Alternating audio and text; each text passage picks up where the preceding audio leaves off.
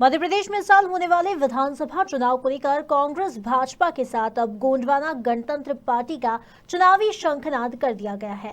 डिंडोरी में गोंडवाना संकल्प जन अधिकार कार्यक्रम का आयोजन किया गया, जिसमें राष्ट्रीय अध्यक्ष तुलेश्वर मरकाम, राष्ट्रीय कानूनी सलाहकार महमूद प्राचा सहित हजारों कार्यकर्ता शामिल हुए। गोंडवाना गणतंत्र पार्टी ने डिंडोरी जिला मुख्यालय से गोंडवाना गणतंत्र पार्टी ने संकल्प जन अधिकार मिशन के तहत विधानसभा चुनाव 2023 का शंखनाद कर दिया है, जहां राष्ट्रीय अध्यक्ष गोंडवाना गणतंत्र पार्टी के तुलेश्वर मरकाम, राष्ट्रीय कानूनी सलाहकार एडवोकेट सुप्रीम कोर्ट के महमूद प्राचा एवं प्रदेश अध्यक्ष अमान सिंह पोर्ते के एवं हजारों कार्यकर्ताओं के समक्ष भाजपा और कांग्रेस के सक्रिय कार्यकर्ताओं ने अपनी पार्टी छोड़ गोंडवाना का दामन थाम लिया। अपार जनसमूह को संबोधित करते हुए राष्ट्रीय अध्यक्ष तुलेश्वर मरकाम ने कहा कि आने वाले विधानसभा चुनाव 2023 का शंखनाद डिंडोरी की धरती से किया गया है, जहां विशाल जनसमूह को देखते हुए अब लग रहा है कि मध्य प्रदेश में गोंडवाना गणतंत्र पार्टी की एक आंधी चल निकली है। अब इसे रोक पाना किसी के बस की बात नहीं है। उन्होंने कहा कि हम आदिवासियों को हक और अधिकार कोई दिलवा सकता है तो वो गोंडवाना गणतंत्र पार्टी ही है। गोंडवाना गणतंत्र पार्टी की क्या तैयारी हो जुटी हुई है? गोंडवाना गणतंत्र पार्टी आने वाले जो 2023 के आम चुनाव में गोंडवाना गणतंत्र पार्टी अपने मैनिफेस्टो के साथ गांव में जो अभी प्राचा जी ने कहा कि आदिवासियों का जो हिस्सा है, वो जो इस देश से राज करने वाले जो आज़ादी के बाद से राजपाट कर रहे हैं, वो जो हमारे हिस्से का पैसा तो हम जनता तक जा रहे हैं और जनता इस बात को बहुत भली भांति समझ रही है। निश्चित रूप से हमारा जो संगठन है बढ़ रहा है, हमको जनाधार मिल रहा है और व्यापक मात्रा में हम लोग जन समर्थन मिल रहा है। निश्चित रूप से हमने जो बीड़ा उठाया है कि जो आज शोषित पीड़ित दबे कुचले लोगों को जो आज़ादी के 75 वर्ष बाद भी उनके हक अधिकार इस देश पे शासन सत्ता करने वाली बीजेपी कांग्रेस ने बारी बारी जो शासन सत्ता किया, उन्होंने इस देश के मालिकों को उनके हकों को छीना है, उनको हक अधिकार नहीं दिया है। निश्चित रूप से साथ ही हम जन जन तक पहुँचा रहे हैं, गांव-गांव तक पहुँचा रहे हैं। उनकी जो आवाज़, उनकी जो समस्या है हम सुन रहे हैं और उनकी जो समस्या है गोंडवाना गणतंत्र पार्टी निश्चित रूप से उनको न्याय दिलाने काम करेगी और उसी के माध्यम से हमारे जो सुप्रीम कोर्ट के जो लॉयर हैं महमूद प्राचा जी हमारे साथ जुड़ चुके हैं।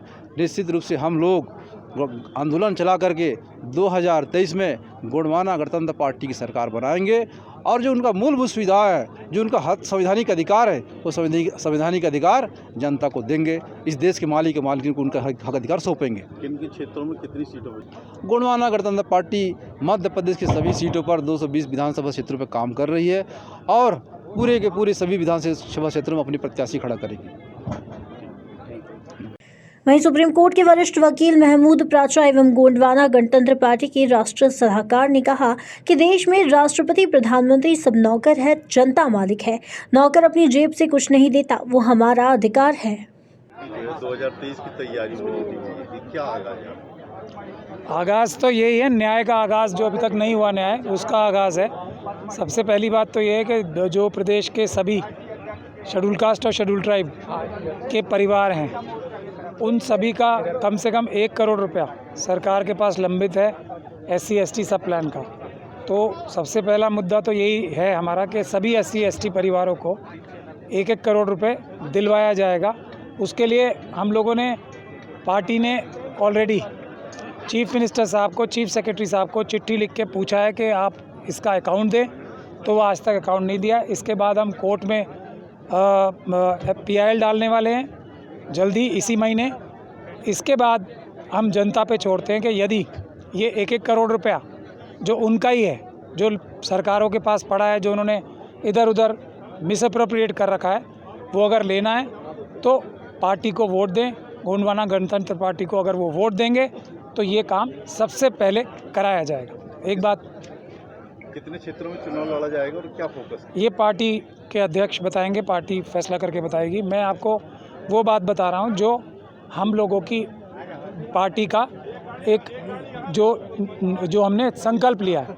दूसरी बात ये है कि कोई भी, जितनी भी फैक्ट्रियाँ चल रही हैं प्रदेश में, जितनी भी माइनिंग की कार्रवाई हो रही है प्रदेश में, जितनी भी आदिवासी की ज़मीनों को लिया गया है और फिर बेनामी किसी और आदिवासी के नाम पे लेके किया काम चलाया जा रहा है, जितनी भी जगह पे ग्राम पंचायत से परमिशन लिए बगैर या ज़बरदस्ती परमिशन लेके कार्रवाई चल रही है, माइनिंग की हो, चाहे वो खदान की हो या कोई और फैक्ट्री की हो या फिर डैम की हो, तो वो गैर कानूनी है, पेशा कानून के तहत भी और दूसरे कानूनों के तहत भी।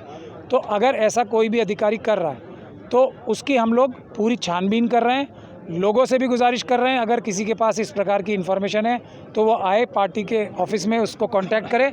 हम भी लिस्ट बना रहे हैं, जो भी अधिकारियों ने कानून तोड़कर, पेशा कानून तोड़कर या दूसरे कानून, जन सुनवाई के कानून तोड़कर कोई भी खनन का कार्य किया है, कोई भी फैक्ट्री लगाई है, कोई भी छोटा बड़ा बांध बनाया है, बनाने की चेष्टा कर रहे हैं, तो उनको हम जेल भिजवाने का काम करेंगे कानून के माध्यम से। और इसके लिए बड़ा पीसफुल आंदोलन भी हर एक क्षेत्र में किया जाएगा, ये एक है। उसके अलावा जितनी भी सरकारी स्कीम्स हैं उसको सही तरीके से अमल कराना भी हम लोगों की जिम्मेदारी है, ये सब हम काम करेंगे। बाकी आपको प्रदेश अध्यक्ष, जो हमारे राष्ट्रीय अध्यक्ष बताएं।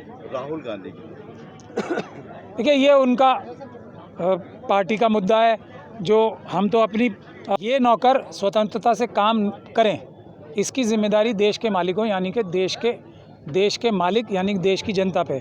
जो लोग इस बात को नहीं समझते वो शायद भारत का संविधान नहीं समझते। देश के मालिक बाबा साहब डॉक्टर भीमराव अंबेडकर और उनके कुछ जो मुट्ठी भर साथी थे, उन्होंने एक वोट का अधिकार सबको देके, पहले राजा होते थे ना, राजा किसे बनाया है? राजा का मतलब क्या होता था? मालिक। अब राजा कौन है? देश की जनता, यानी कि देश की जनता मालिक है। चीफ जस्टिस ऑफ इंडिया की भी समस्त चीफ जस्टिस देश की जनता के नौकर हैं। समस्त प्राइम मिनिस्टर, चीफ मिनिस्टर, जितने भी इलेक्टेड एमपी एमएलए हैं, सब देश की जनता के नौकर हैं।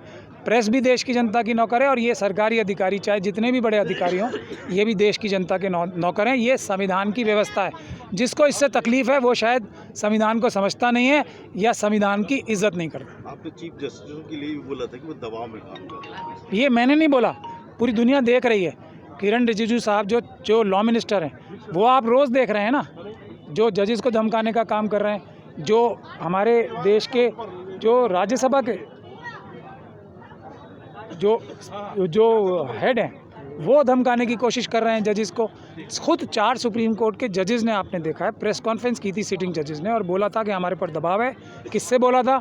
देश के मालिकों से, कि देश की जनता आए और हमारी रक्षा करे। ये सुप्रीम कोर्ट के जजेस ने बोला था। तो आप अब भी अगर देश की जनता को मालिक मानने के लिए तैयार नहीं है और इन सब लोगों को, प्रेस को भी नौकर मानने के लिए तैयार नहीं है, तो ये आपका सोचना है। कानूनी सलाह अपनी पार्टी को दे सकते हैं। हमने तो अभी एक स्टेज से भी बताई थी बात कि इसी प्रकार का केस एक अरुण जेटली जी ने अरविंद केजरीवाल और उनके दूसरे साथियों पे किया था। हमने एक दिन की बहस में ऐसे हालात पैदा कर दिए थे कि अरुण जेटली साहब जैसे बड़े आदमी को, जिनसे बड़ा कानूनी दिमाग और बड़ा वकील नहीं था, उनको भी मजबूर किया था कि वो उनसे, अरविंद केजरीवाल जी और उनकी पार्टी से फैसला करें। अब राहुल गांधी जी की लीगल टीम उनको क्या कह रही है कि इतने ऐसे केस में सजाई कैसे हो गई, यही एक 8वां आश्चर्य है दुनिया का।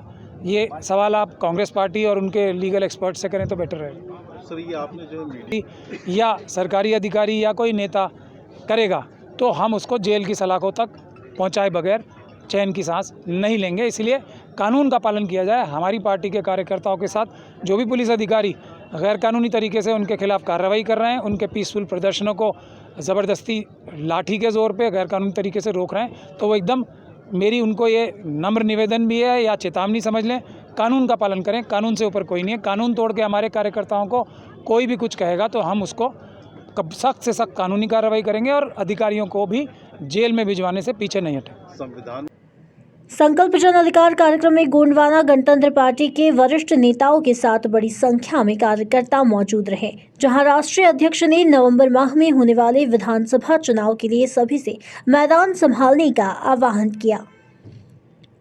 डिंडोरी से सलीम खान की रिपोर्ट।